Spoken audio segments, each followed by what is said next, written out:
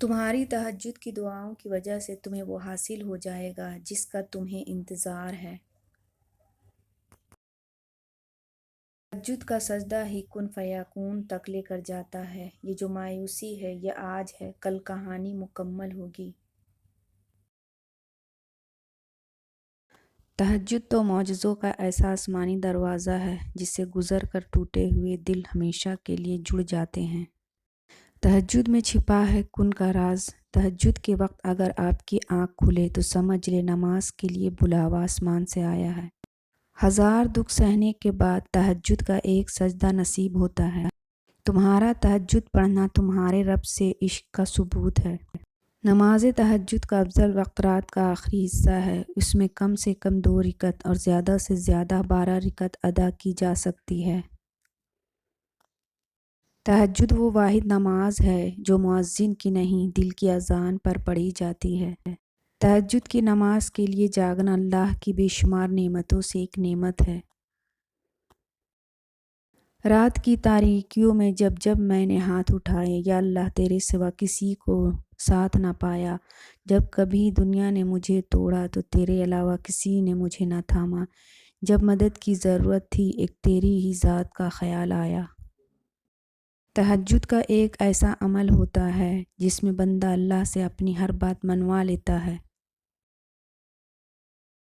لاحاصل کو اگر پانا چاہتے ہو تو تہجد پڑھا کرو، کیونکہ جو نصیب میں نہ ہو اسے تہجد کی دعائیں مقدر میں لے آتی ہیں۔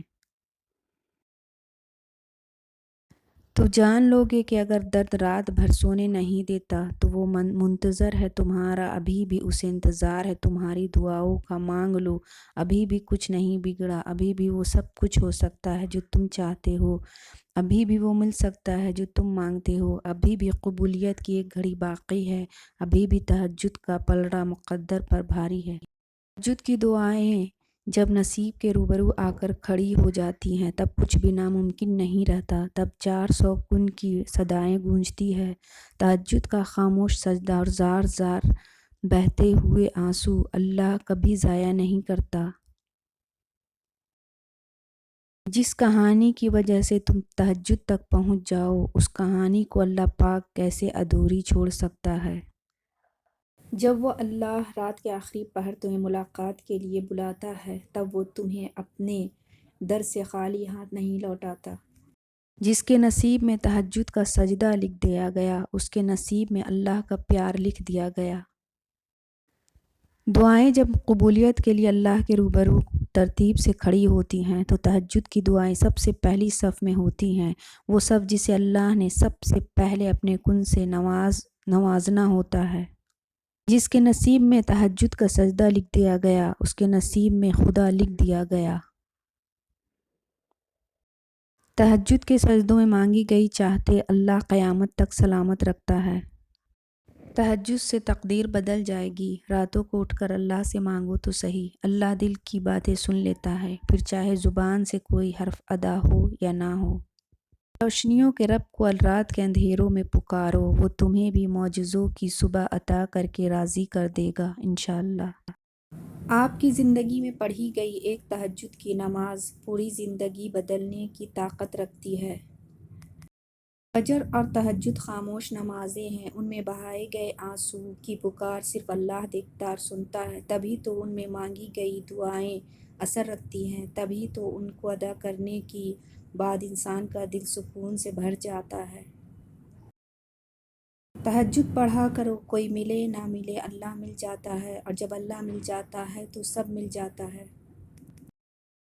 نماز اگر محبت ہے تو تہجد اللہ سے عشق کا احساس ہے۔ اللہ ہمیں نماز والی محبت اور تہجد والا عشق نصیب فرمائے۔ یہ تہجد پڑھنا خالی ہاتھ نہیں جائے گا، یہ وہ سجدے ہیں جہاں سے تم اپنی مراد پالو گے۔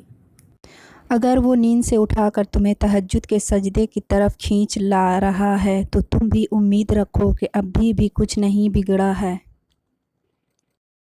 تہجد کی خاموشی میں بہنے والے تمہارے آنسو اللہ کو راضی کر دیتے ہیں۔ میرا اللہ تو سمندر کا مالک ہے، لیکن وہ پیار وہ ہمارے ایک آنسو سے کرتا ہے۔ جو کہانی تہجد تک پہنچ جاتی ہے پھر وہ کبھی ادھوری نہیں رہتی۔ چاہت سے نصیب تک کا جو فاصلہ ہے وہ بس ایک دعا ہے۔ تہجد میں بہنے والا ہر آنسو اللہ سے کن کہنے کی سفارش کرتا ہے۔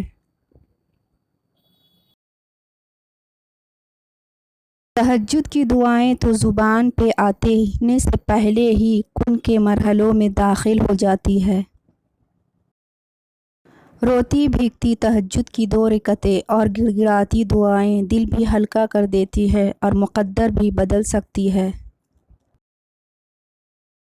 تہجد میں مانگی گئی دعائیں کن سے فیکون کا سفر طے کرتی ہیں۔ جب رات کے آخری پہر اللہ تمہیں خود چنتا ہے تہجد پڑھنے کے لیے تو پھر سوچو وہ تمہیں خالی ہاتھ کیسے لوٹائے گا۔ اس لیے جب بھی رات کے آخری پہر آنکھ کھلے تو اسے بے وجہ مت سمجھ لینا، اس کا مطلب اللہ تم سے تہجد میں ملاقات کرنا چاہتا ہے۔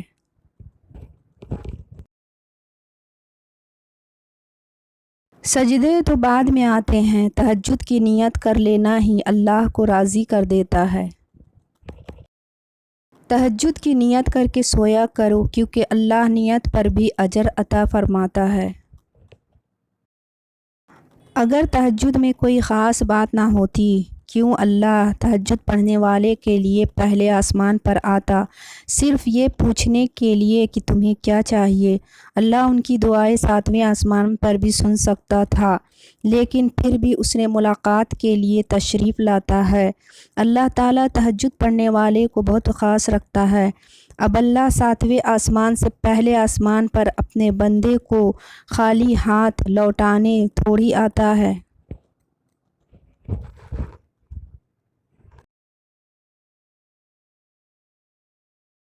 اگر آپ سچ میں اللہ سے کچھ چاہتے ہیں تو تہجد پڑھیں، یہ دعا کرنے کا بابرکت وقت اور قبولیت کی گھڑی ہوتی ہے۔